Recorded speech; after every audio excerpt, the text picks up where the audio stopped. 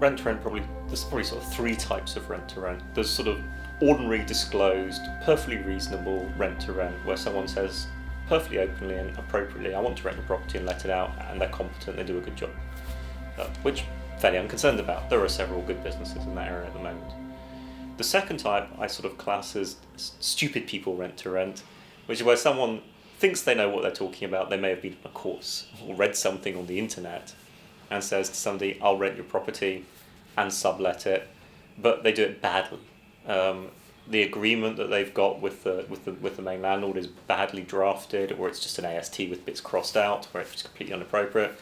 They don't know anything about things like licensing, and they end up leading the landlord into a very messy situation. And then usually when they get exposed, they just develop ostrich syndrome and hide from the whole thing. The third type, which is what deeply concerns me, is what you might choose to call fraudulent rent to rent, where people come to landlords and say, I'm going to rent your house off you for myself and my family, and before the landlord knows it, there's in fact all kinds of other random people in. Now there are some grey areas. Sometimes stupid rent to rent is also somewhat fraudulent in that the person is actually quite well aware that the property should have a licence, or they're lying to people about who owns it, or they're not paying the money over, or they don't protect deposits properly, all kinds of other sort of side issues. So that there's a bit of crossover between those, but it's those sort of two areas that I think are of great concern. Well, I think the first thing to say is that if it looks like it's too good to be true, it probably is too good to be true, which is a sort of a common point about all kinds of fraud and scam. Rent to rent works effectively by rent arbitrage. Basically, it only works because the price per room for rents is higher than the price for a property. But if someone is coming to you saying, I'm going to rent your property out and sublet it, and I will guarantee that you will get this much per month, then you need to think about how they're going to guarantee that.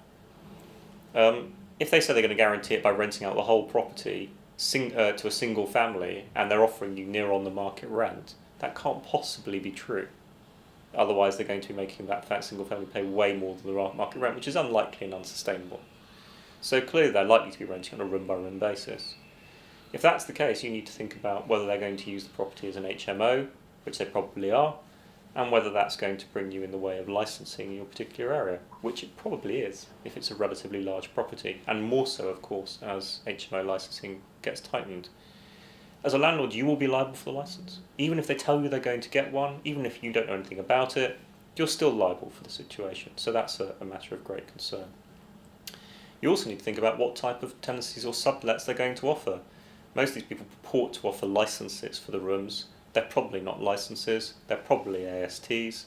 That means that the deposits need to be protected. If that's not done, you're potentially at risk of claims against you as the superior landlord. It also means that even if you get rid of this person at some point, you will inherit the subtenants and they will become your direct tenants, and you will then have to resolve them yourself. And in practice, you should always bear in mind that if you get rid of the intermediate person, you may well inherit back a house with unexpected random people in it who you have to deal with. So I think the most important things to think about are, does the deal actually make sense? Is it upfront? Is it transparent? Is it on the table?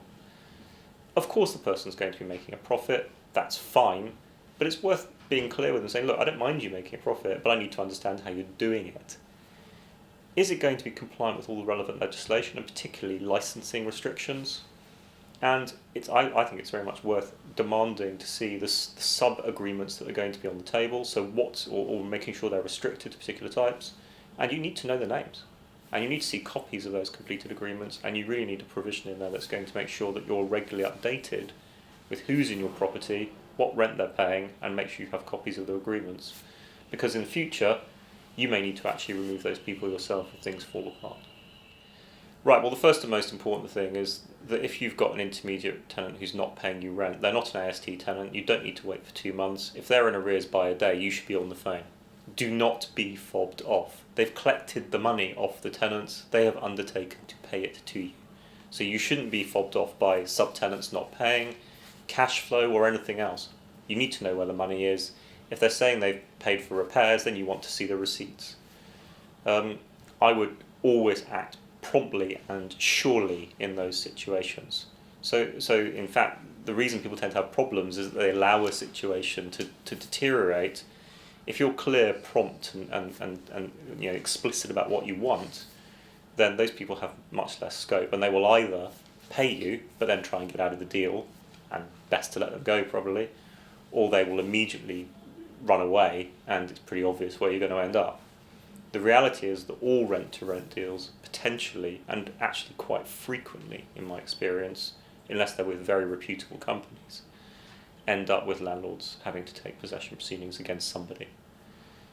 So if you want to have an asset that you don't want to manage, that's always got a risk associated with it, and property may not be the best way of having an asset that you don't want to manage. There are much simpler, more hands-off investments, and rent-to-rent is actually potentially quite a hands-on investment. You need to be aware of that fact.